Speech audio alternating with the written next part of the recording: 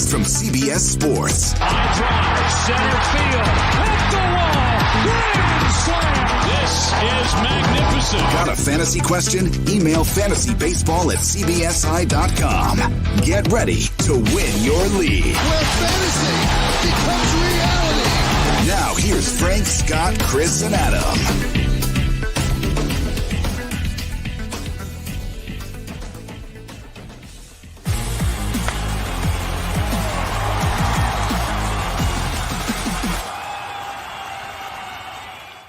Buy low or no thanks, bro. Welcome into Fantasy Baseball today on Thursday, June 24th. I am Frank Stanfield, joined by Chris Towers, a.k.a. your favorite host and your favorite substitute host. It would be helpful if I knew how to speak, right? I think Scott's the favorite substitute host. He got a lot more praise for his solo pod than I've ever gotten for any of the literally hundreds of episodes I've guest hosted, maybe like dozens. All right. Oh, yeah. Well, how you doing, Chris? You feeling better? I am feeling better. I went to the gym today for the first time. I'm trying to get a gym routine going before football season starts, because if I don't start before football season starts, there's no way I'm ever going to actually go to the gym. So I'm good and sore. Got, these, whatever these guys are called in my chest, whatever, the dorsimus pectoris. So, nice and sore, feeling good. Got that lactic acid built up. Very nice. Brag about my one time going to the gym. I like it. I'm one of those like old people at heart where I just go to the nearest park that has workout equipment that everyone can use. Just like do some dips or pull-ups or something. And it's not many of any of those things, but it's A for effort, right? I couldn't do many of those things. Like, I don't think I could do one pull-up right now, which is embarrassing to admit. But I think we're all friends here, and I'm sure nobody will say anything mean about that. Well, the goal is by the end of the baseball season, Chris, you will be doing at least I think I can do one pull-up before the end of the baseball season. Let's make that happen. Let's jump into Wednesday's action. Oh, my goodness gracious. I was about to say Thursday because I look up at my computer and it says Thursday already because, again, It is Thursday. it's after midnight. By the way, on today's podcast, we're going to talk about some trade talk. We're going to have buy low or no thanks, bro. Chris updated his trade chart, which is live on the site now. So we'll look at some of the biggest risers and fallers. We had a ridiculous game in Philadelphia, 2 socks and 2 shoes for the Tigers, and much more. Chris, where would you like to start? Let's start with a ridiculous game. I don't know where this one was actually played, but the Washington Nationals That was the played game. a ridiculous. Oh, that's the game you were talking about. Okay, yeah. 13-12, Washington Nationals won. And let's talk about Juan Soto in a game where there were 25 runs scored, 27 hits. Juan Soto did score 1 run. He did not have a hit. He went 0 for 4 with a walk. And the weird power outage for Juan Soto continues. He's only got 8 home runs for the season in his 61 games played, and none in his last 13 games. He had 4 in the first 8 games of the month of June. He has 1 extra base hit in his last 13 compared to 3 grounded into double plays, 1 reached on an error. He is still hitting. He's 11 for 40 for 43, so he's like 260. That's not bad with no home runs, But the weird season continues for Juan Soto. It has not been the best hitter in baseball coronation that everyone expected. And on a day where everyone was hitting, it's especially disappointing. On the other hand, there doesn't seem to be anything wrong. When you look at the underlying numbers, it's elite across the board. I mean, 90th percentile average exit velocity, 94th percentile hard hit rate, 98th in xWOBA, 98th in xBA, 91st in x slugs, 68th in barrel percentage. That's the worst one he's got, is a 68th percentile in barrel percentage. So, I mean, as disappointing as it has been, and I'm sure as frustrating as it has been for the people who have Juan Soto on their teams, I don't think you can move him. I don't think you should try to sell him. I don't think you should be downgrading him in the trade values column. He's still, I believe, a top 5 player for me in head-to-head points leagues, at least. maybe that's too optimistic, but I think this is a situation where you've still got to believe that Juan Soto's underlying numbers matter and that they will lead to elite production moving forward. So you have Juan Soto as your fourth most valuable player in head-to-head points leagues, and you have him as your fifth in Roto. Fifth in Roto. And it's been disappointing that he hasn't run more this year, which is something they were talking about before the season. So that's why you can't always buy into that coach speak, player speak, where they're okay. He's actually running faster. That's good to know. His sprint speed is up slightly. He's 55th percentile compared to 34th percentile last season. His StatCast page is ridiculous. You mentioned it. It's a sea of red. Everything looks great. He's fourth in baseball in expected WOBA. There's nothing that I can point to that has me actually worried about Juan Soto this year. I mean, his slugging percentage is down quite a bit this season compared to where it was last year. Actually, it's currently a career low. It's 431 last year, 695 slug, which was just absolutely ridiculous. But even if you look at his 2019 numbers, 548, like that's probably a realistic expectation for Juan Soto. So the power has been sapped this year. He dealt with a shoulder injury earlier on in the season. So maybe that's still kind of lingering, but All-Star break, maybe he, rests up a little bit, gets healthy. I still think long-term, like Juan Soto's going to be fine. We got an email earlier today asking, like, do a deep dive. What's wrong with Juan Soto? And everything you look at, there's nothing that says that he should be playing this poorly. So it sounds like a cop-out, but that's the honest truth.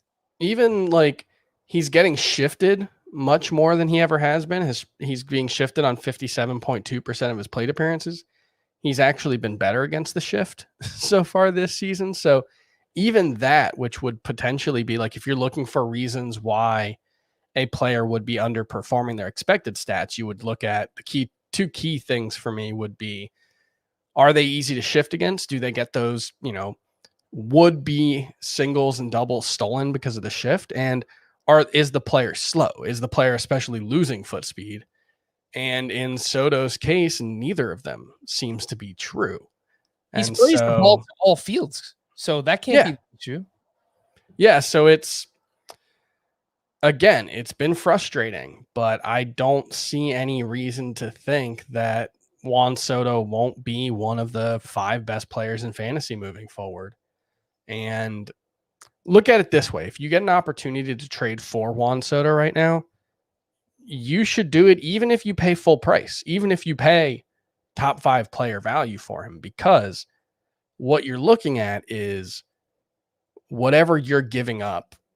If you think that player isn't as good as Juan Soto, which likely they will not be, you're getting that player's good production plus what Juan Soto is likely to do moving forward, which is, again, be a top 5 fantasy player. And someone in your league is saddled with 3 months of Juan Soto being, I don't know, like a mediocre Joey Votto season during his peak, where he's not hitting for much power, but he's getting on base.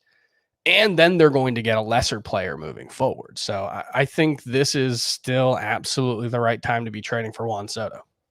The biggest thing that I could point to for his struggles this year is that he has been a letdown against left-handed pitching. He's batting 205 with a 772 OPS, but for his career, he's always been great against them. 279 with an 878 OPS, and that's over the course of now, like basically 3 full seasons if we put last season and this season together. So we have enough of a sample where I feel comfortable saying Juan Soto is very good against left-handed pitching. And that's just BABIP. Like, he's hitting 203 against them, but he's only got 14 strikeouts and 88 plate appearances. He actually has 5 home runs against lefties compared to only 3 against righties. So I think you can just look at it and say there's no good explanation for it. And that is a good reason to not move Juan Soto down. Let me ask you, Chris, and for a lot of the trade questions that I'm going to bring up today, I'm going to offer up starting pitchers for hitters because I think the expectation is that moving forward, pitching is going to regress and hitters are going to get better. And with that being said, would you trade Kevin Gausman away for Juan Soto if you could? Another start, 7 innings, 1 run, 9 strikeouts. He is the SP2 in both fantasy points per game and in Roto this year, Kevin Gausman is ridiculous. Yeah, I definitely would. And that's not a knock on Kevin Gausman. I just don't think he's a top 5 player. Yep. In looking at the trade value chart, I probably need to move him up because he's still more like SP 18 for me, and that doesn't make much sense. I do think he needs to be higher than that. There are oversights when I'm putting together this trade chart, I'll admit. Occasionally I do have to make updates. Ranking 300, 600 plus players, you'll occasionally have some that you need a second look at. So that's one I'll do right now. Yeah, no, it's definitely a lot that you got going on there, but it's something if I could do, if anybody out there could do, and you have an abundance of pitching, Kevin Gausman for Juan Soto. Not sure how realistic. If you have to throw in your worst outfielder or something like that to make it happen, then sure, I think that is a fair trade to make. Scott has moved Kevin Gausman up to SP10. I have him inside of my top 12 at SP12. For me, oh my goodness gracious, wanted to highlight German Marquez, who we were talking before, Chris. I mean, him and Andrew Heaney, we use the Spider-Man meme a lot on this podcast, and I feel like they're the same guy. It's just you never know which version of those pitchers is going to show up. Andrew Heaney gets all these whiffs, gets a lot of strikeouts, but still gives up a ton of home runs. He's got like an ERA close to 5 now. And German Marquez, while he has been better than Andrew Heaney this year, admittedly, it's kind of the same thing where he can go out like he did on Wednesday, 8 innings, 1 run, 0 walks, 7 strikeouts, 12 swinging strikes on 98 pitches, or he can give up 8 earned runs in a start, which is something he has done twice this year. So how do you feel about German Marquez? I know that you liked him quite a bit coming into the season, but there has been that inconsistency for him. Next week, he's in line for 2 starts as of now. Both are at home versus the Pirates versus the Cardinals.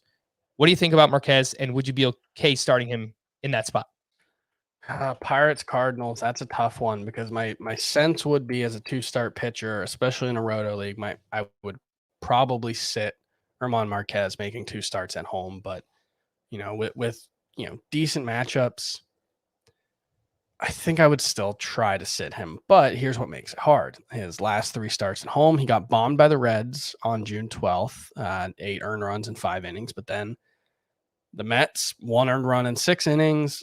The Cardinals, 1 earned run in 6 innings. That makes it difficult. I would prefer to sit him in a Roto league. In a points league, I think you might be able to get away with it because there's not the risk of him blowing up your ratios. But that being said, I think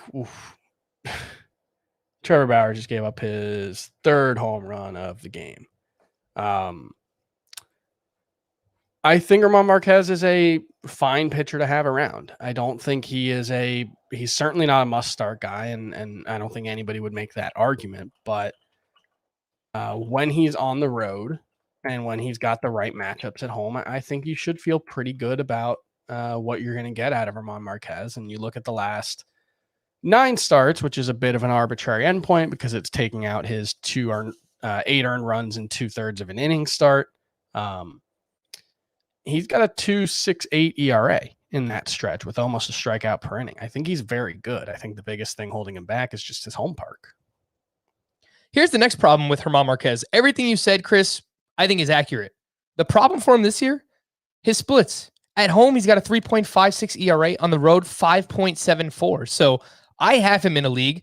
I benched him this week because he has been a little bit shaky recently. So I miss out on this great start. I'm going to try and get him back in my lineup next week when he's at home. And I'm going to look at the home road splits and say, oh, well, he's actually really good at home. And then watch that be the time when German Marquez gets blown up. So I think the sample size is still, I think the sample size is still small enough that you can kind of throw that out. And the home stats, especially, I would imagine there's, let me see. Was I looking at it wrong? 10 starts is quite a bit, Chris. I was looking at it wrong. His worst start of the last 9 was actually on the road at Cincinnati. That's my bad. That makes sense. He's only had he's had the 1 bad start on the road, and even that was 4 earned in 6 innings with 8 strikeouts against Cincinnati. I don't know, because I would guess that two inning or 2 out 8 earned run start at home is really inflating or on the road is really inflating things. So I don't know. I view him pretty much the same way I did coming into the season. Boomer bust, man. Yeah. Boomer bust, German Marquez, start to start. It's frustrating, but given the way he's pitched at home this year, which I do think is weird, mid-3s ERA against the Pirates, against the Cardinals, I'm firing up German Marquez next week. I think regardless of format, and that makes sense. Famous last words, but Let's see how it goes. Let's see how it goes. We've got to do like a Wander Franco update all week long, right? Like at least for the rest of the month, because he's Wander Franco, duh. He went 0 for 3 with 2 walks and a run scored. He did have his first strikeout across his first 2 games here. He had a 107 mile per hour exit velocity on a line out. So that was unfortunate, but nice to see the EV up early here. Chris, we didn't have you on yesterday for Wander Franco's awesome game. I don't know if there's anything you'd like to add through these first 2. He's awesome. He is awesome. I don't really have much to add now. That's perfectly fine. I mean, I'll just say what I said when he got called up. You should still probably be trying to trade him.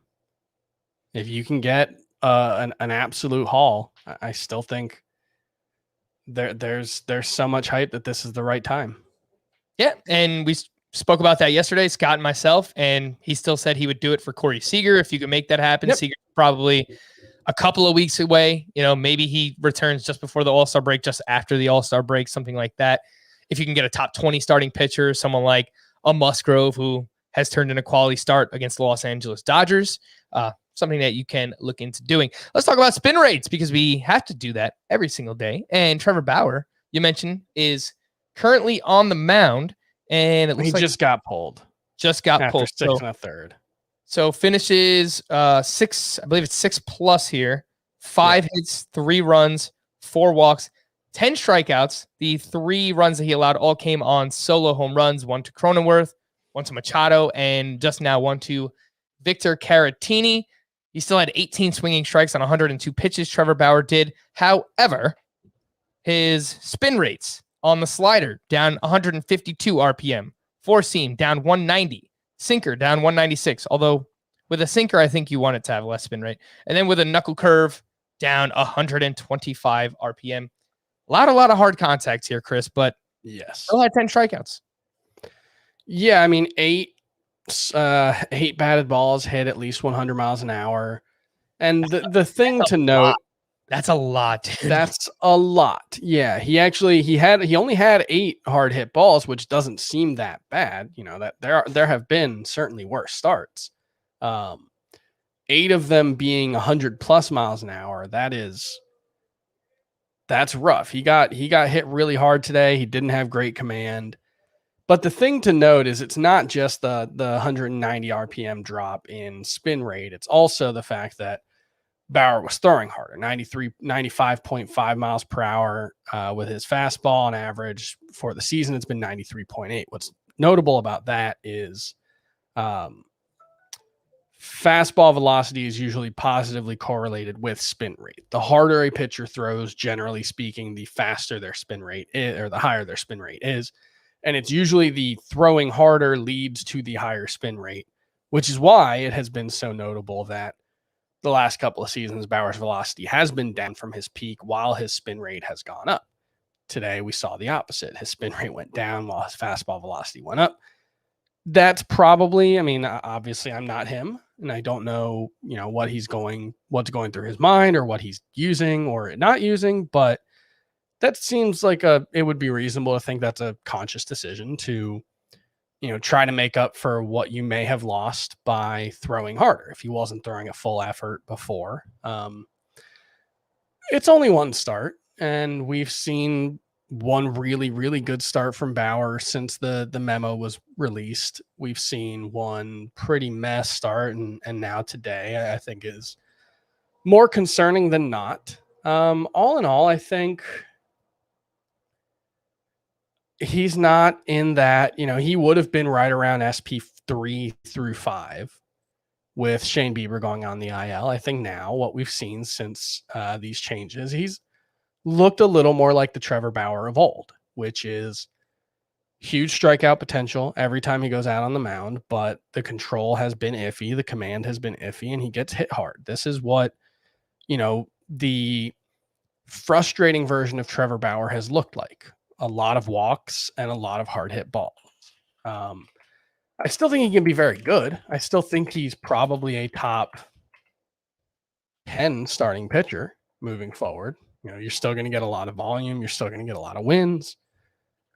But I don't necessarily expect elite results every time out from Trevor Bauer now. Yeah, I think I might drop him a little bit. I still have him at SP5. I might move him down to around 10 or 12. I'll move Zach Wheeler, Kevin Gausman ahead of him. I think that makes sense. Scherzer, now that he's back off the IL, move him ahead of Bauer. So I think he'll kind of fall in somewhere in that like 10 to 12 range for Bauer. Ultimately, I'm still not all that worried about him because, again, you need healthy arms, and same thing with Garrett Cole. These guys are still going to be workhorses, and they're going to give you innings in a season where everybody's hurt now. So real quick, Chris, we keep getting questions like, do you try and sell Garrett Cole or Trevor Bauer? Are you more likely to keep them or shop around a little bit just to see what you can get? I think in both cases, there's so much buzz about spin rates and sticky substances and all this that their perceived value has probably taken more of a hit than their actual value. So no, I don't think this is the right time to try to trade them. But I could be, if you're getting offers for Trevor Bauer that indicate that people still view him as an elite starting pitcher, then I think it's a more interesting question. But I think that he's more likely to be more valuable than what you can get for him in trade right now. The other starting pitcher that I noticed was down quite a bit in terms of spin rate, Dylan Cease at the Pirates, 5 2/3, 7 hits, 2 runs, 1 walk to 7 strikeouts, 16 swinging strikes on 99 pitches against a team that does not swing and miss all that much. I know we have this perception that the Pirates are terrible, but they actually have the 6th lowest swinging strike rate of all teams in baseball. So they do put the ball in play. So still a good amount of whiffs and strikeouts for Dylan Cease. His fastball was down 287 RPM. And Scott has been very vocal about the spin rates being up for Dylan Cease this year, and the fact that, he's worked with their pitching coach, and he wasn't worried about, sticky substances for Dylan Cease. So we get Scott's thoughts more on that tomorrow, but ultimately worth noting. But Dylan Cease was still pretty good in this start. Before we get to news and notes, just wanted to let you know what is on CBS Sports HQ this week. As always, CBS Sports HQ is the network to start your sports news day at 8 a.m. Eastern with Morning Buzz, an hour of highlights, news, and all the days need to know. And come back or leave us on all day at 6 p.m. where we break down all the night's action and release dozens of picks from the best analysts and cappers in the sports world. How to watch HQ? It's easy. Go to your Roku, Apple TV, Fire TV, really most connected TVs, and look for the CBS Sports app. Fire it up. Check out HQ, the only 24/7 free sports streaming network. News and notes from Wednesday. Aaron Civale was diagnosed with a sprained right middle finger. He'll be shut down from throwing for 1 to 2 weeks and is expected to require 4 to 5 weeks to complete his rehab program. So end of July, early August seems like a realistic timetable for Aaron Civale. And while we were expecting him to regress because of his underlying numbers, this is still a tough loss with all the pitchers that are going down, specifically for Cleveland, just in general. Now they've lost Bieber, Civale, Plesac. It's a rough go. Marcus Stroman, a little bit more positive news here. His MRI on his hip came back clean. He has avoided the IL to this point. So let's see what happens there with Marcus Stroman. Alex Bregman, who is on the IL with a quad injury, is still 2 to 3 weeks away from returning. And his replacement, Abraham Toro, and if you play on CBS, that's Abraham Toro Hernandez, went 2 for 4 with his second home run on Wednesday, including 4 RBI. He is 20% rostered. He's got 7 games next week, 3 against Baltimore, and 4 against that banged-up Cleveland pitching staff. So you play in deeper leagues or you need a corner infielder in a roto league, I think Abraham Toro is kind of interesting. What do you think, Chris? Yeah, I think kind of interesting is the right way to put it. Obviously the fact that it's the Astros and they tend to get a lot out of guys, I think makes them slightly more interesting, but didn't play much in the high minors, especially at AAA, only 33 games in his career, 1097 OPS. That's great, but it's only 33 games. So AA, he had an 836 OPS, 18 home runs, 92 RBI. Strikeout rate right around a little under 20%, maybe 19% eyeballing it. So yeah, there are things to like here. I think he's certainly someone that if he didn't play for a team as stacked as the Astros, probably would have had a starting job the last couple of seasons, and we would have been able to see more of him. Yeah, I really like the fact that it's cheap exposure to probably the best lineup in baseball right now. So 7 games next week, a lot of volume. Pretty interested in Abraham Toro in that spot. Ronald Acuna was scratched Wednesday with back soreness. Mookie Betts was held out due to an illness.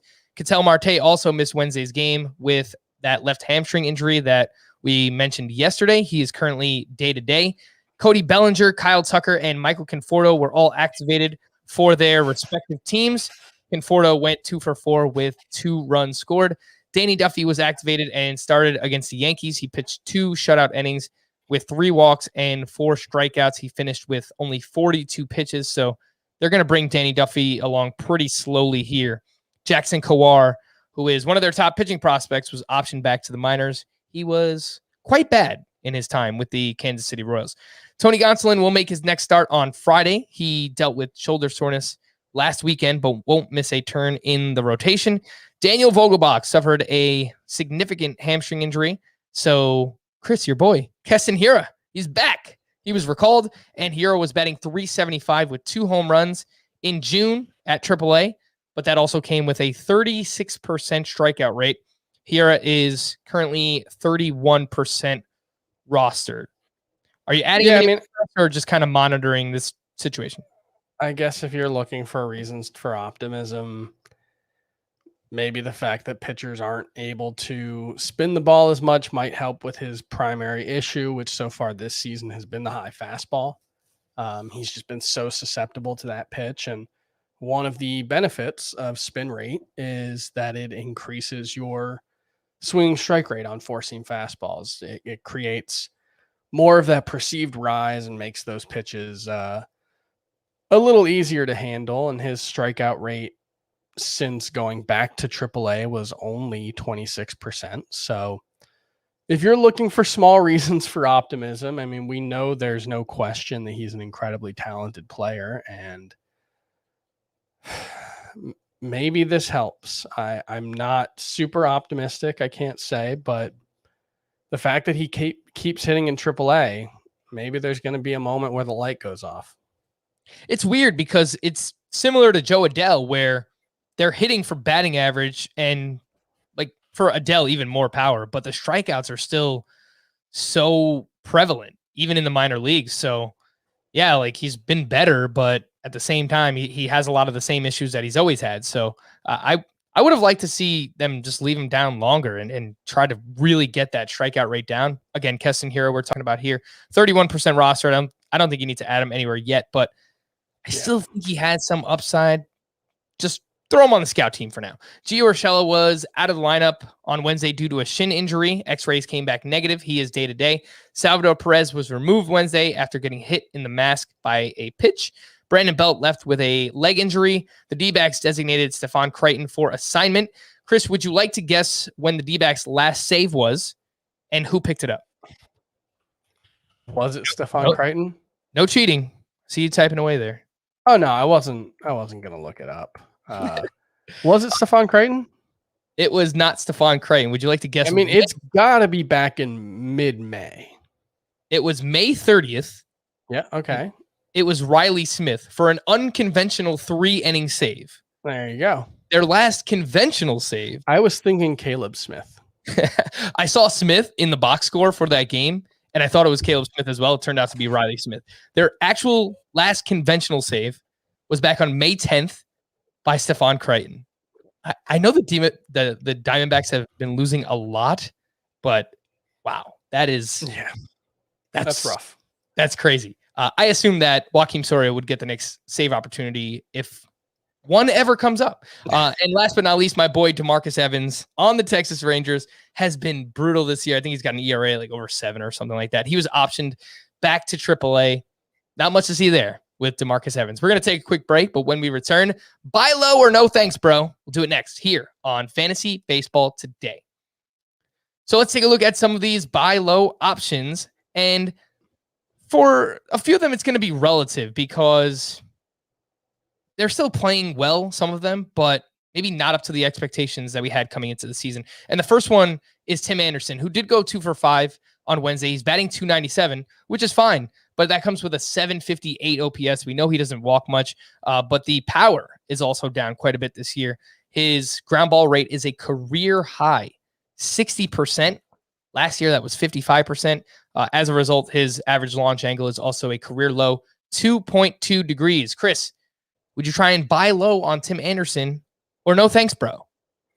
Yeah, I would. I think we've got a strong enough track record here of him, one, outperforming his peripherals to a decent extent in a way that seems sustainable given his speed and given his skill set. But also, they're letting him run the way we've hoped they would for a long time. He's on pace for 33 stolen bases, which would be a career high by at least a few. His career high previously is 26. He only had 22 between 2019 and 2020. So they are letting him run a lot more. 18 stolen base attempts in 60 games. You know, that's really what it comes down to, is just if that's going to keep being true, then you're not really, if he has the 850 OPS like he has the last couple of seasons, that's kind of a bonus. Like if he has an 850 OPS and he steals 30 bases, he might be a first round player in terms of the value he returns. If he is more of a mid 700s OPS, I think he's still really valuable. So I would definitely try to buy low on Tim Anderson if I got that opportunity. Yeah, and you still have him ranked as a 26 on the trade chart, which is a lot like salary cap value. So a $26 player. You have him basically at the same value as JD Martinez, just ahead of Shane Bieber, Francisco Lindor, a few names there. So yeah, if you can, you don't have to give up a player of that caliber, but if you can give up someone lower in the trade chart to try and acquire Tim Anderson, I think it's something worth looking into. How about his teammate, Jose Abreu, who went 0 for 4 with a walk on Wednesday, 3 more strikeouts. He's batting only .242 with a .756 OPS. Strikeouts are up this year. Ground balls are up this year. BABIP seems like he's been unlucky. That's probably tied to ground balls because he's obviously a very slow player. This one's a little bit tougher, Chris. What do you think? Buy low or no thanks, bro? Jose Abreu. Yeah, it has been a very rough month for Jose Abreu. He's hitting 189 with a 518 OPS in the month of June, only 7 RBI. RBI have really slowed down since that, what was it, 4, 5, 10 in 4 games or 10 in 5 games stretch. He has 8 in 21 since then. But I do think Jose Abreu is someone who's worth buying low on. Yeah, he's old enough, I think 34 now, or is he 35? I believe he's 34 years old. And, you know, that's the age where 34. The drop-off could happen at any time. I mean, it could have already happened.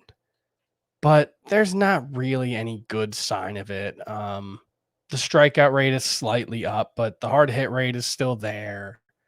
The expected WOBA is still very good. Most of those numbers still look quite good, if not quite as good as they did last season. Like, he still looks pretty much like the guy he was in 2019. In 2019, I was down on him going into last season because he, you know, was like 14th among first basemen in OPS. He wasn't a great hitter overall, but huge RBI numbers. He still hit 30 home runs. I still think he's mostly that guy. If you can get Jose Abreu for a pitcher like Robbie Ray or Yusei Kikuchi, would you do that? Yeah, I would. I think that's especially Kikuchi, who I do like quite a bit, but you know, I don't think he's a player of Jose Abreu's caliber. All right, so try it out. See what happens. Cabrian Hayes went 2 for 4 with 2 RBI on Wednesday. Also picked up his first steal of the season. And in 17 games since returning from the IL, he's batting .277 with 2 homers, an 11% walk rate, 16% strikeout rate. So really, really like the plate discipline for Hayes. He's hitting the ball very hard. Ground balls, a little bit too high, 48%. This isn't really a buy low, but maybe someone is not pleased with what he's given them since returning from the IL, Chris. So buy low or no thanks, bro. Buy medium or no thanks, bro, on Cabrian Hayes. I definitely think you should be trying to buy Cabrian Hayes because I think he's better than the production that we've seen so far from him. It does sort of depend on who has him on their roster. Like if it's someone like Scott, our good friend Scott White, who viewed Cabrian Hayes as a potential superstar this season, then I don't think you're going to have the opportunity to buy low. But if someone like Scott White doesn't have him on their team and they want to try to buy low, I think trying to go get Cabrian Hayes is a very good idea. What about Mitch Haniger? He went 0 for 4 on Wednesday, and he's batting .208 with a .549 OPS in June. Ground ball rate way up this month, 53%. Infield fly ball rate, 19% for the month. And he's been a little bit banged up. I know that he fouled a ball off of his knee last week or 2 weeks ago, so that could be lingering for him. Mitch Haniger, buy low or no thanks, bro?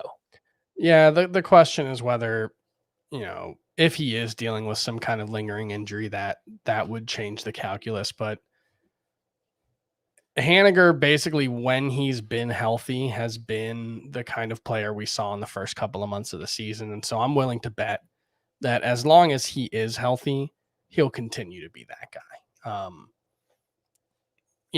Adding the caveat that maybe he is playing through something and that's limiting him, I still think I would want to bet on him. I'm going to marry these two together, Chris. Brandon Lau and Dylan Carlson. Would you be looking to buy low on one, either, neither, both? What do you think? I was pretty skeptical of both of them. And in Lau's case, I mean, we're at a point now where he's been a thoroughly underwhelming major league player outside of pretty limited sample sizes. This is his worst season so far, but sub 800 OPS in 2018 with a ton of strikeouts, 850 OPS in 2019, which was awesome, but 113 strikeouts in 82 games. I just think he's kind of a limited player. And I think there are real flaws in his game that are holding him back. And with Carlson, my concern for him, when he made this giant jump up the prospect charts was that he, had a pretty limited track record of very good performance at the minors. It was really, acknowledging that he was very young, throughout his minor league career, which certainly makes the numbers look better. 2019 was really the only time he performed, put up elite numbers. And what we're seeing so far in the majors overall, and especially in 2019, is just kind of very middling tools. Pretty good speed, but average exit velocity, hard hit rate, max exit velo. It's all just very average right now. And you can get away with average physical tools if you've got a really good approach or, something like that. But he doesn't seem to have that. He doesn't have, I'm trying to think of a good comp, but, maybe like, I don't know what the comp is. I was going to go with the Bo Bichette pre-2021 comp, but he's kind of taken a big step forward across the board. But yeah, it's a skill set that could be very conducive to fantasy for Dylan Carlson. It just hasn't been there yet, and I'm worried that he might just be a little bit overhyped. Yeah, and I like Dylan Carlson as a breakout coming into the year, and he had a good April, but since the start of May, he's really slowed down. 256, which is 3 home runs, and a 699 OPS since then. That also comes with a .098 isolated power. ISO is slugging percentage minus batting average for those who wanted to know, you can find it on Fangraphs. The league average isolated power is 161.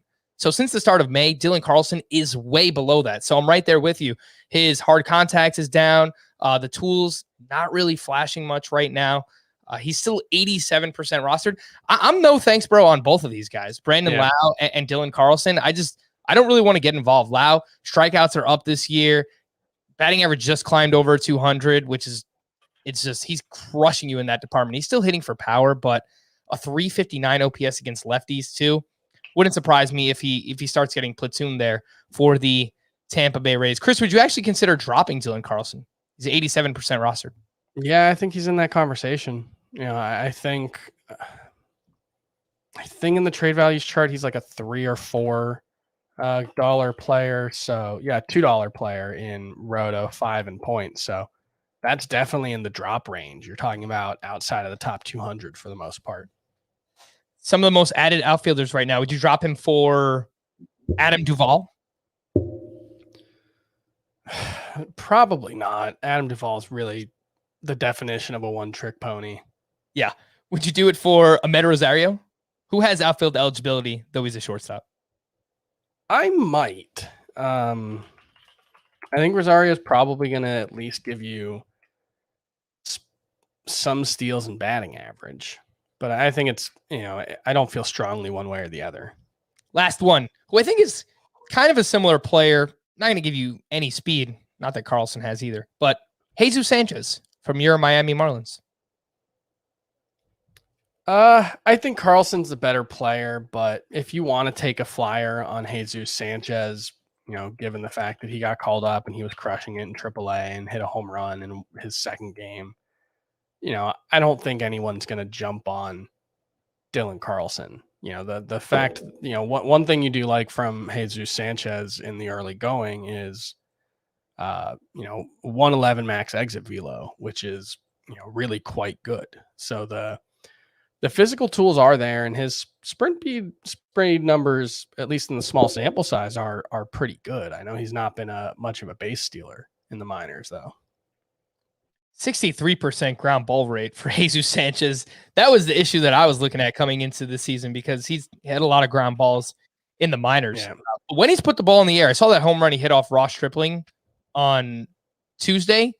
Mammoth shot, 439 feet. It was straightaway center field. It was very impressive. Last one I'll mention here, Chris, between these two for the Mets, returning players, I kind of like the idea of trying to acquire either Jeff McNeil or Michael Conforto right now, just as they return. Which one do you like better between the two, McNeil or Conforto?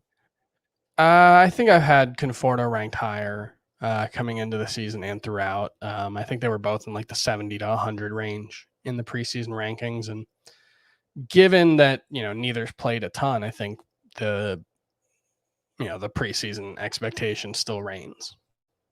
All right, so let's just move over to your trade chart, some of the biggest risers and fallers, and I will include the link in the podcast description to this article so you can follow along here. But the biggest risers are Shohei Ohtani.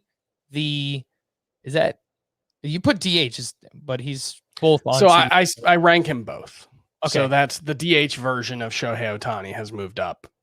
Yeah. More than the pitcher one. The pitcher one is still more like a $12 player, although that seems low too.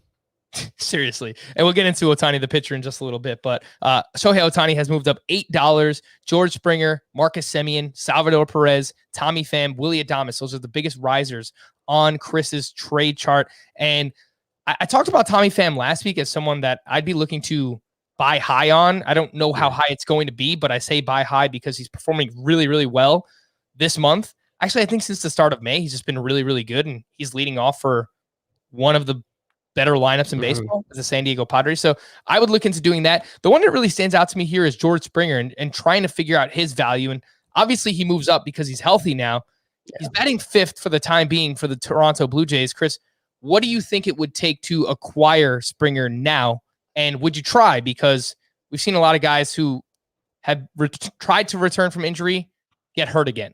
Actually, he's already this year. Including George Springer. Yeah. If he plays in the Blue Jays next game, that would be the most games in a row he's played all season because he played two games He was on the IL to start the season, came back, played 2 games, went right back on the IL, came back, played 2 games, went right back on the IL. So I think he would be even higher if it wasn't for the fact that he was hitting 5th. The expectation coming in was he was going to bat leadoff at the top of this lineup. And as we've seen with Marcus Semien, that's an incredibly valuable role.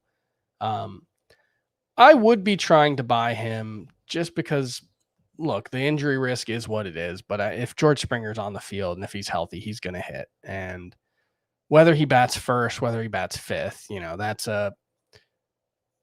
it's not a nothing difference, but it's not a significant enough difference to change how I view him entirely. So, I have him as a $20 player overall. So, in a points league that's around Charlie Morton, Hyunjin Ryu, Kyle Hendricks. It's a little higher than someone like Nelson Cruz because he's utility only.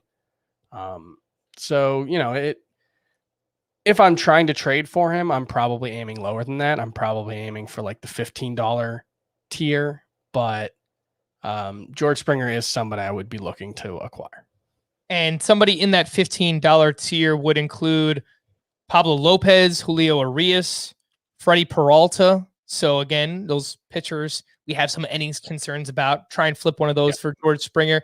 Even Kyle Hendricks, who is on this amazing run. I think it's like 8 or 9 straight quality starts. He's been very good.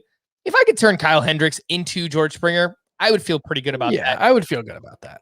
Charlie Morton, a little bit more pause there because he's been awesome his last 2 starts.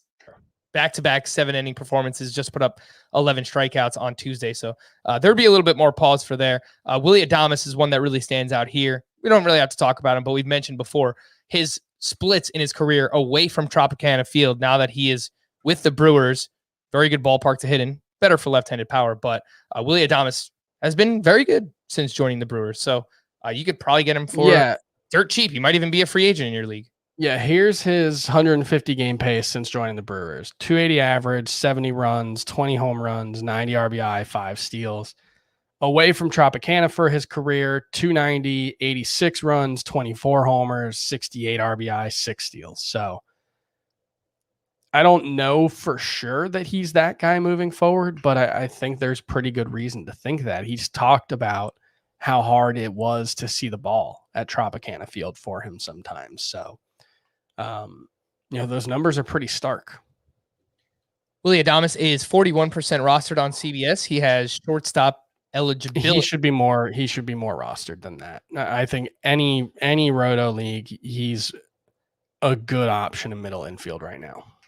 The biggest fallers in Chris's trade chart: Tyler Glasnow, Jack Flaherty, Jared Kelenic, Byron Buxton, Shane Bieber, Jesus Luzardo.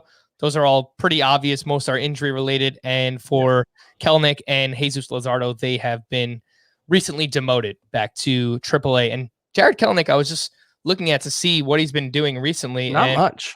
It's really not much. Yeah. He's batting right around 200 in the month of June at AAA. So I don't think we're going to see him anytime soon unless he gets really hot. So we'll let you know if that happens. And speaking of Willy Adames and potentially adding him, how would you rank these waiver wire starting shortstops, Chris? David Fletcher went 2 for 4 on Wednesday. He's batting .368 in June. He's 56% rostered. Brendan Rodgers went 1 for 4 with his 4th home run and has started 7 of the last 8 games for the Rockies. 35% rostered with 7 home games next week. JP Crawford continues to crush it. He's on a 10-game hitting streak. He has 16 hits during that span, batting .365 with a .987 OPS in June. 37% rostered there. So, Chris, rank these: Fletcher, Brendan Rodgers, JP Crawford, and Willy Adames. I think it's got to be Rodgers by a pretty decent margin. The course field of it all, if for no other reason than that, makes him the best option. But also, you look at what he's done this season. Strikeout rate's right around 20%. He hasn't been running, which is disappointing because he was talking before the season about wanting to be a 20 steal guy. How much of that is just the injury that he missed most of the first 2 months with. But I think while he's been disappointing, there are reasons to be optimistic about him moving forward. And the 7 home games next week, you could probably get away with starting him in, your 12-team roto leagues next week. Yeah, I mean, if you're really desperate for a shortstop, maybe even in a points league, 7 games in Coors Field, that's prime time right there. So, Brendan Rodgers ranked above the rest there. How about these waiver wire starting pitchers, Chris? Interested in any of them? Matt Manning up against the Cardinals, 5 2/3, 2 earned runs, but only 1 strikeout. He only had 4 swinging strikes on 80 pitches. Caleb Smith against the Brewers.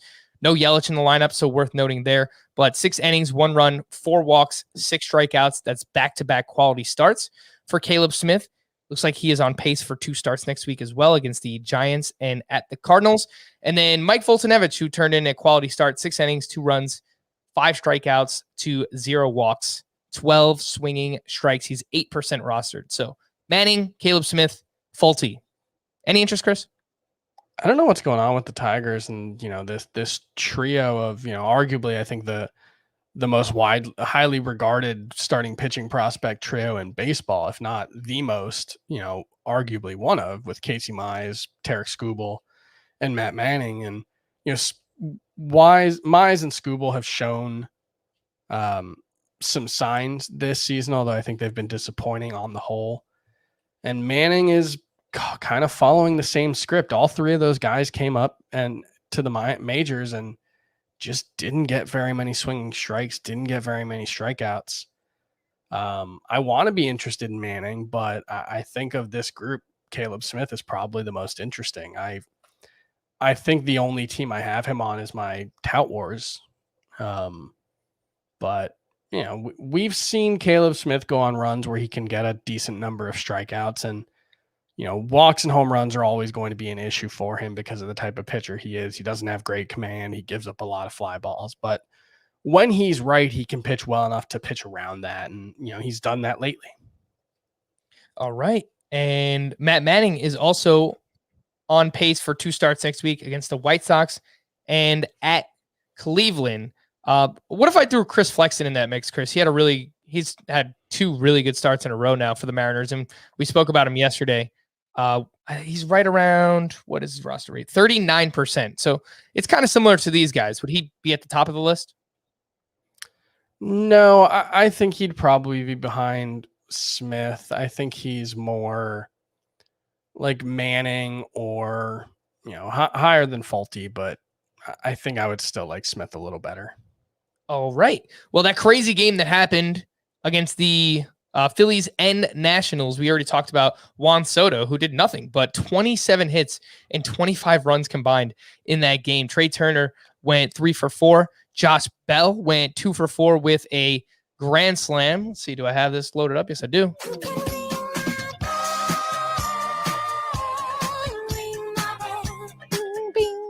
Josh Bell, he is kind of hot in June. 281 batting average with 3 home runs and an 876 OPS. So you happen to know what his strikeout rate in June is? Because, overall, his batted ball data is exceptional.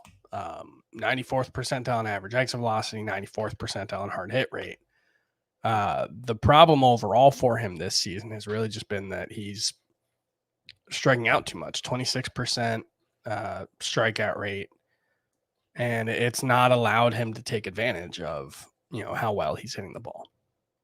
It is 26% for June as well. Yeah, still a little too high. And, what I mentioned earlier with Juan Soto, where you would look at the sprint speed, you would look at the shifting. He has been susceptible to the shift this season. And he is quite slow. So it's possible that, Josh Bell, despite how hard he hits the ball, could continue to disappoint. And, as good as the numbers are in June, only 3 home runs, you would hope for more from a guy who hits the ball that hard. Yeah, a lot of it is still on the ground too, though. Yep. He has a 26% line drive rate in June. So that is positive, and we're kind of moving in the right direction here with Josh Bell. Someone tweeted at me earlier, I apologize, I don't have your name handy, but they said he should ditch switch hitting, which I agree with. I mean, he's awful as a right-handed batter against left-handed pitching. It's like just Take your chances as a left-handed batter against left-handed pitching. I think you're probably better off doing that, Josh Bell. Kyle Schwarber went 1-for-4 with his 19th home run. He now has 10 home runs total this month. For the Phillies, Bryce Harper has homered in back-to-back games, so maybe getting healthy here. Alec Boehm went 4-for-5 with 3 runs scored. And Andrew McCutchen went 1-for-4 with a grand slam, which came off of a right-handed pitcher, which is notable because he has destroyed lefties all season long and has been very bad against righties. I think it's a sub 700 OPS on the season. And that's been the case for him the last couple of seasons. He's really hit lefties well, not so much righties. And McCutchen, just for the month, is batting .315 with 6 home runs. So he's been really good. I haven't looked into their schedule to see if it's all against lefties, but McCutchen coming around here, just need a little bit more consistency. Let's take a look at the rest of the standouts from Wednesday. Studs being studs, pitcher edition. Brandon Woodruff at the Diamondbacks, 7 innings, 1 run, 9 strikeouts, sub-2 ERA, 0.76 whip. Guy just keeps chugging along. We spoke about Kevin Gausman earlier. Shohei Ohtani, 55 minutes in. Good time to talk about him. Up against the Giants, 6 innings, 1 run, 2 walks, 9 strikeouts, 21 swinging strikes on 105 pitches. Had the whole arsenal working through 4 different pitches at least 16 times. Shohei Ohtani's last 8 starts as a pitcher, 2.39 ERA, 59 strikeouts, over 45 2/3 innings pitched. The problem, Chris, if you play on CBS or anywhere else where you have to pick and choose hitter or pitcher Ohtani, you are getting none of this production. Yeah, that's the difficult thing about him. There's also just, it's hard for me to shake sort of the omnipresent concern that at some point he might get hurt again. But he really is pitching very, very, very well right now. And as good as he is as a hitter, it's worth remembering, I bring this up pretty regularly. Coming over as a prospect, he was considered a better pitcher than he was a hitter. So, now I think it's the opposite is true. He is, one of the best hitters / position players / whatever non-pitchers in baseball. He still might also be a top 15 starting pitcher on a per inning basis. That it's not out of the question. Like that is certainly how he's pitched this season. I'm going to anger some Blue Jays fans by saying this, but Shohei Ohtani, that's your American League MVP right now. Yeah, like it's the kind of thing. I was talking to someone on Twitter about this recently, and they were pointing out that Vladimir Guerrero has like a 1-win advantage in WAR if you add Ohtani's pitching and hitting, but like it doesn't work like that. You can't just add those together because you're talking about one, he's getting a DH penalty, but he's not really a DH because he is playing a position. He is a pitcher on your roster. And you're getting 2 different players from one roster spot. I think if he does what he's doing, if he finishes the season pitching and hitting as well as he currently is and stays healthy, I think Ohtani should not just be MVP. I think it should be unanimous. Yeah. I can't argue with that. Please, to stay healthy, Shohei Ohtani. Robbie Ray, the last one I wanted to mention, at the Marlins, 6 innings, 1 run, 6 strikeouts. That is a quality start in 4 of his last 5 for Robbie Ray. The breakout, renaissance, whatever you want to call it. I think it's more of a breakout because this is the best version of him that we've ever. Yeah, the tight pants are making all the difference. You know who else wears really tight pants, I realized? Jake Cronenworth. I was watching that game. He hit a home run. Super tight pants, man. Walker Buehler might have the tightest pants in baseball, though.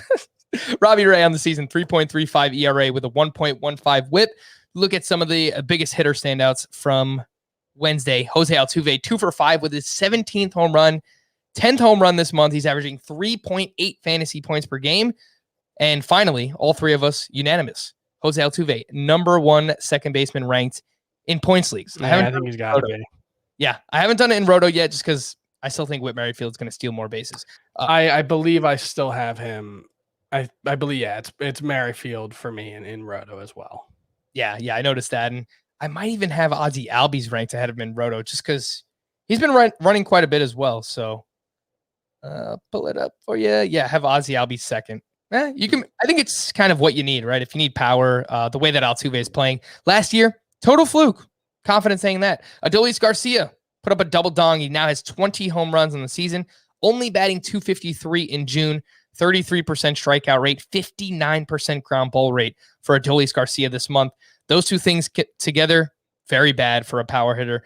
Chris, would you use this 2-home run game as an opportunity to shop Adolis Garcia around, see what you can get for him?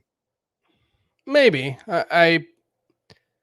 I kind of think he just is what he is, which is a low batting average, high power guy. And, that has value right now. The shifting league context makes it hard to know exactly how much value. Because if Adolis Garcia was a 250, 35 homer guy, and the league context was what we thought it was in April, that'd be really, really valuable. If we're going to be looking at a league context where the average hitter has a 740 OPS moving forward instead of a 790 or 690 like they did in April, it's a little less valuable. It's really hard to play fantasy baseball right now, and it's really hard to talk about fantasy baseball right now, given how much the environment has changed. I'm going to write about this a little bit, and I'm comparing. I'm looking at NFC league results right now, so that should be up on the site on Thursday. But just looking at how things have changed since the start of the season, how they compare to 2019, and the last place team on May 10th in NFC leagues on average, this is 15 team leagues, but the last place team was hitting 226 on May 10th. Since then, I think it's 241. That's the last place team. So that's significant. I mean, 15 points. Yeah. That, which, yeah. Starling Marte on Wednesday, 2 for 4 with his 5th homer and his 11th stolen base. He is batting .333 in 22 games since returning from the IL. Starling Marte, and I talked about this before, he also has a 13% walk rate this year, and that's typically around 5 or 6% for him. So if he keeps that up, he is going to be a top 10, maybe even a top 5 outfielder in head-to-head points.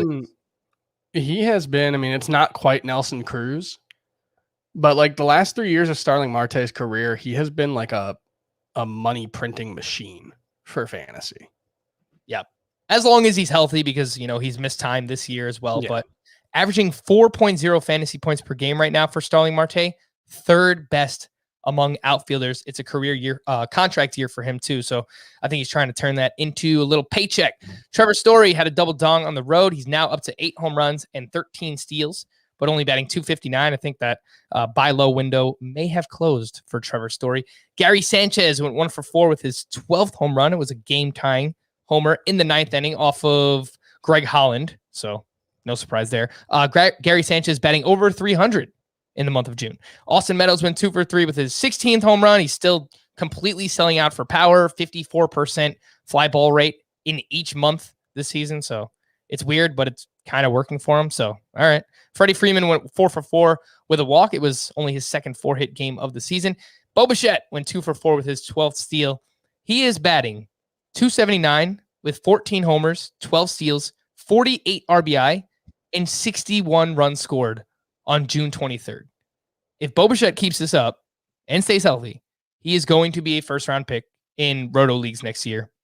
I don't think that's really up for debate. He is on pace for like a 260 combined run and RBI season. It's outrageous. It is crazy. And that's part of the reason why we're telling you to try and acquire George Springer, because it doesn't matter where you hit in that lineup, just how good that lineup has been. And also, Marcus Simeon's been kind of not great in June, and he was not good in April. And so maybe he just had a random hot streak. He has still scored 16 runs in 18 games, despite only having like a 700 OPS with a 290 on base percentage in June. But it wouldn't shock me if George Springer was batting first or second for the Blue Jays in 2 weeks. This guy is not really a stud anymore, but we'll give him a shout out anyway. Francisco Lindor He's went a stud. I mean, maybe in terms of hair game, his hair is pretty cool. Francisco Lindor went 2 for 4 with his 9th home run.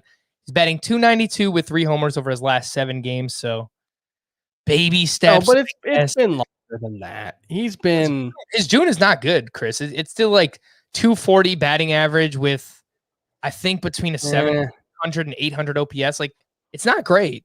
Still, his pace before today's 2 for 4 with a home run game since May 27th, which, arbitrary endpoints, small sample sizes, whatever. And this is actually this is like the most arbitrary endpoint I could possibly do, because this is literally from the second game of a doubleheader. Your A's are statting the heck out of this one. But his pace is 264 average. Okay, that's not great. 33 homers, 78 RBI, 111 runs. He's been mostly himself for like a month. He's fine. All right. Well, as usual, my pacing was terrible, and I didn't leave myself enough time to talk about other things that I would like to, but I will point out that the Tigers had 2 players with a sock and a shoe. So that's socks and shoes.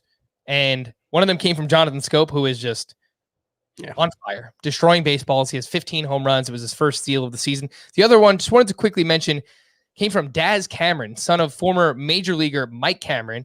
And how about this? Both Mike Cameron and his son have now each stolen bases against Yadier Molina in their respective careers, which is just awesome. Daz Cameron has 3 homers and 3 steals in just 9 games this year. So in a deeper roto league or in shallower leagues, throw him on the scout team. I think in a deeper roto league, you could actually add him, but 3% rostered is Daz Cameron. Had some prospect pedigree, strikes out quite a bit, but power speed combination is there. Again, the name, Daz Cameron. The call to the pen, wrap up with some bullpen updates. For the Phillies, Hector Neris has blown a save in 3 of his last 5 appearances. Joe Girardi said after the game, he'll take Thursday's scheduled day off to, quote, think about making a change at closer. So, Chris, would you be interested in adding Jose Alvarado or Sam Coonrod in deeper category leagues? I feel like the closer situation has kind of settled down a lot over the last 3 weeks or so, to the point where I don't necessarily feel the need to chase a maybe. And in this case, since there's a maybe we'll have a new closer, and there's a maybe it'll be one of these 2 guys. So in a deeper league, if you're desperate for saves, but I'm not, running to go add those guys. Yeah, in all of my 15-team roto leagues, I am desperate for saves. So I will take a shot on one of these. Or maybe both. I think probably Coonrod would be more likely. He's the righty, but Alvarado's had the better numbers this year. So I like Alvarado. So I would lean towards him, but we'll see what happens. For the Tigers, it looks like Michael Fulmer is the guy there. He pitched in the 9th inning in a 6-2 game, and he has the Tigers' last 2 saves. He's 33% rostered. For the Rockies, Daniel Bard recorded a 1-out save. It is his 10th of the season. He's 47% rostered. For the Royals, Greg Holland picked up his 4th blown save. He only recorded 1 out. He allowed 3 hits and 2 earned runs against the Yankees. And speaking of those Yankees, Aroldis Chapman gave up 3 hits, 2 walks, 2 earned runs. He has a 7.56 ERA in June. Spin rates were not an issue for him in this game, but I think Chapman might be struggling with no sticky icky in the Bronx. So Garrett Cole was his teammate. You never know. For the Blue Jays, Jordan Romano picked up his 5th save. For the Rangers, Yoeli Rodriguez got his 1st save because Ian Kennedy was sick. For the Mets, Edwin Diaz is 16th. For the White Sox, Liam Hendricks is 19th. And for the Brewers, Josh Hader picked up his 19th save of the season. To stream or not to stream for Thursday, Brad Keller at the Yankees, Jameson Taillon versus the Royals, Colby Allard versus the A's, Carlos Martinez versus the Pirates, Chad Kuhl at the Cardinals, and Tony Santillan versus the Braves. What are you laughing about over there, Chris? To not stream. Is that what I said? Or just no, that is my response to this group. Allard is the most interesting. I would prefer not to have to start any of them. I agree. Jameson Taillon has been so bad, but the Royals offense is pretty bad too. I guess if you wanted a second one. For Friday, John Gray's return at the Brewers, Griffin Canning at Tampa Bay, John Lester at the Marlins, Kwang Hyun Kim versus the Pirates, Johnny Cueto versus the A's, and Vladimir Gutierrez versus the Braves. Yeah, I like Griffin or John Gray and John Lester most out of this group, and I think Canning or Kim can be useful as well. Yeah. The Rays swing and miss a lot, though.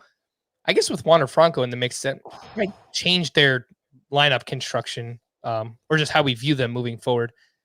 Yeah, I would probably go with Kim over Griffin Canning. We're going to wrap there. For Chris, I'm Frank. Thank you all for listening and watching Fantasy Baseball today. We'll be back again tomorrow. Bye-bye.